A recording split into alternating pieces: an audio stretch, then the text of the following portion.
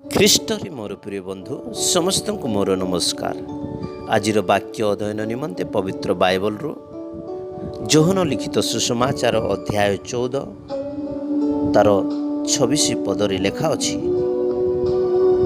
ସେହି ସାହାଯ୍ୟକାରୀ ଅର୍ଥାତ୍ ଯେଉଁ ପବିତ୍ର ଆତ୍ମାଙ୍କୁ ପିତା ମୋ ନାମରେ ପ୍ରେରଣ କରିବେ, ତୁମ୍ଭମାନଙ୍କୁ ସେ ସବୁ ବିଷୟ ଶିଖାଇବେ ଯାହା ମୁଁ ତୁମ୍ଭମାନଙ୍କୁ କହିଅଛି, ଏବଂ ସବୁ ବିଷୟକୁ ତୁମମାନଙ୍କୁ ସ୍ମରଣ କରାଇବେ। ଓ ପ୍ରଭୁଙ୍କର ଧନ୍ୟବାଦ ହେଉ। ମେଷ ଶାବକ ଏବଂ କପଟ ବିଷୟରେ ପ୍ରଭୁ ଆଜିର ଅଧ୍ୟୟନ ନିମନ୍ତେ ଶିକ୍ଷା ଦେବା ପାଇଁ ଚାହୁଁଅଛନ୍ତି। ସେଥିପାଇଁ ପ୍ରିୟରେ ବନ୍ଧୁ, ଯୀଶୁଖ୍ରୀଷ୍ଟ ଏବଂ ପବିତ୍ର ଆତ୍ମାଙ୍କ ମଧ୍ୟରେ କରାଯାଇଥିବା ତୁଳନାକୁ ଧ୍ୟାନ କରିବା ଅତ୍ୟନ୍ତ ଆନନ୍ଦ ଓ ବିସ୍ମୟର ବିଷୟ ଅଟେ। ସେଥିପାଇଁ ଆଜି ଆମ୍ଭମାନଙ୍କୁ ପ୍ରଭୁ ଯୀଶୁ ପିତା ପରମେଶ୍ୱର ମେଷ ଶାବକ ଏବଂ କପଟ ବିଷୟରେ ଶିକ୍ଷା ଦେବା ପାଇଁ ଚାହୁଁଅଛନ୍ତି। ପ୍ରଥମ ବିଷୟଟି ଆମେ ଦେଖିବା, ଯୀଶୁଖ୍ରୀଷ୍ଟ ଈଶ୍ୱର ଦତ୍ତ ପ୍ରଥମ ସାନ୍ତ୍ୱନାଦାତା ଆଉ ପବିତ୍ର ଆତ୍ମା ଦ୍ୱିତୀୟ ସାନ୍ତ୍ୱନାଦାତା ଅଟନ୍ତି। ଯୀଶୁଖ୍ରୀଷ୍ଟଙ୍କ ଜୀବନକୁ ଆମେ ଯେତେବେଳେ ଦେଖୁ, ତେବେ ତାଙ୍କୁ ମେଷ ଶାବକ ସଙ୍ଗେ ତୁଳନା କରାଯାଏ, ଯିଏକି ସକଳ ପ୍ରାଣୀଙ୍କ ମଧ୍ୟରେ ସର୍ବପେକ୍ଷା ନିରୀହ, ଆଉ ପବିତ୍ର ଆତ୍ମାଙ୍କୁ ସକଳ ପକ୍ଷୀଙ୍କ ମଧ୍ୟରେ ନିରୀହ ପକ୍ଷୀ କପଟ ସଙ୍ଗେ ତୁଳନା କରାଯାଏ। ଯୀଶୁଖ୍ରୀଷ୍ଟ ଏବଂ ପବିତ୍ର ଆତ୍ମା ଉଭୟ ପବିତ୍ର ଅଟନ୍ତି ଏବଂ ଉଭୟ ପବିତ୍ର ତା ବିଷୟରେ ଶିକ୍ଷା ଦିଅନ୍ତି।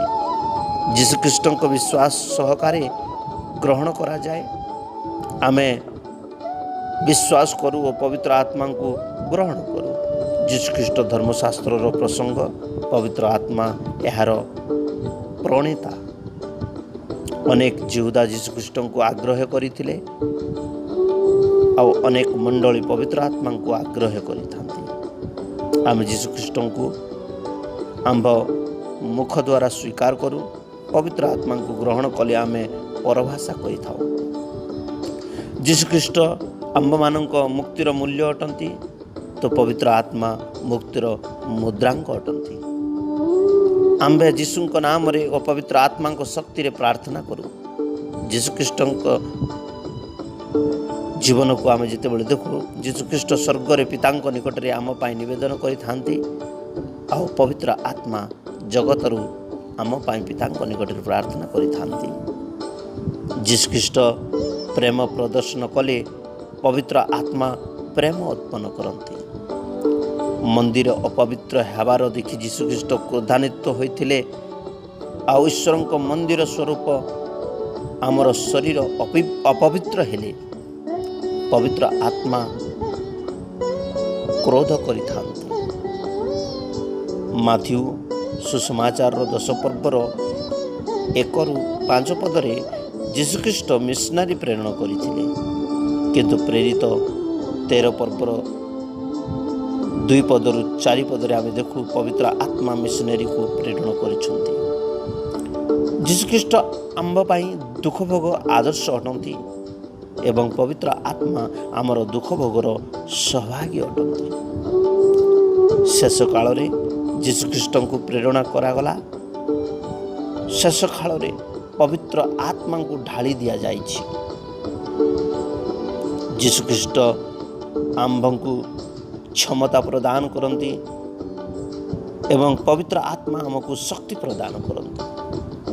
ଯୀଶୁଖ୍ରୀଷ୍ଟ ଭାବବାଦୀମାନଙ୍କର ଭାବବାଦୀ ଅଟନ୍ତି, ତ ପବିତ୍ର ଆତ୍ମା ସବୁ ବିଶ୍ୱାସୀମାନଙ୍କୁ ଭାବବାଣୀ କହିବା ପାଇଁ ସକ୍ଷମ କରନ୍ତି।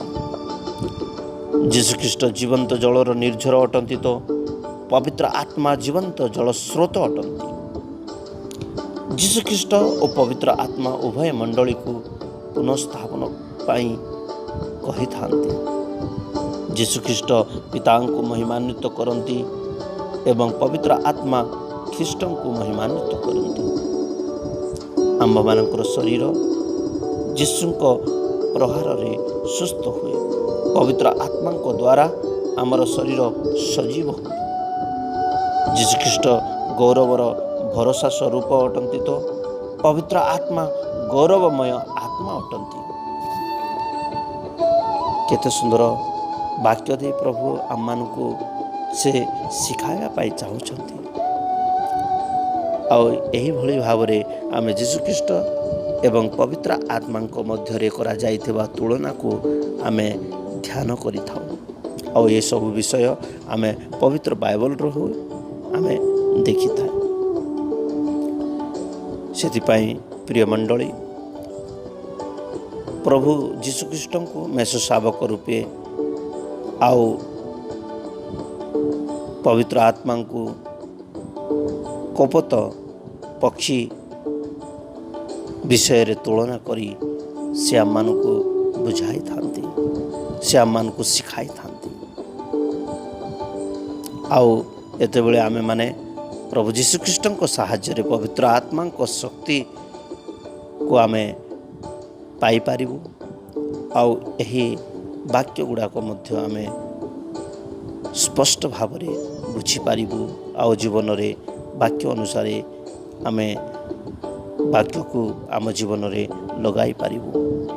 ଖ୍ରୀଷ୍ଟ ବିହୀନ ପେଣ୍ଟିକଷ୍ଟ ତଥା ପେଣ୍ଟିକଷ୍ଟ ବିହୀନ ଖ୍ରୀଷ୍ଟୀୟ ବିଶ୍ୱାସ ବିଷୟରେ ସାବଧାନ ରହିଥାଉ। ଖ୍ରୀଷ୍ଟ ଯୀଶୁ ଆମମାନଙ୍କୁ ସାହାଯ୍ୟ କରିବା ପାଇଁ ସେ ସବୁବେଳେ ତତ୍ପର ଅଟନ୍ତି। ଆସନ୍ତୁ ଆମମାନେ ପ୍ରାର୍ଥନା କରିବା। ହେ ସ୍ୱର୍ଗୀୟ ପିତା ପରମେଶ୍ୱର, ଆମେ ତୁମକୁ ଧନ୍ୟବାଦ କରୁଅଛୁ। ଆଜିର ଏହି ବାକ୍ୟ ଦେଇ ଆମମାନଙ୍କୁ ତୁମେ ଆଶୀର୍ବାଦ କର। ଆଉ ପ୍ରଭୁ ସବୁବେଳେ ତୁମରି ଇଚ୍ଛା ଅନୁସାରେ ଚାଲିବା ପାଇଁ ତୁମେ ସାହାଯ୍ୟ କର ବୋଲି ପ୍ରାର୍ଥନା କରୁଅଛୁ। ମୋର ପ୍ରିୟ ଭାଇ ଭଉଣୀମାନଙ୍କୁ ଆଉ ମୁଁ ନିଜକୁ ତୁମ ପବିତ୍ର ହସ୍ତରେ ସମର୍ପିତ କରି ପ୍ରାର୍ଥନା ଆମମାନଙ୍କର ତ୍ରାଣକର୍ତ୍ତା ମୁକ୍ତିଦାତା ଯୀଶୁଖ୍ରୀଷ୍ଟଙ୍କ ନାମରେ ମାଗୁଅଛୁ। ପିତା ଶୁଣି ଗ୍ରହଣ କରନ୍ତୁ। ଆମେନ୍।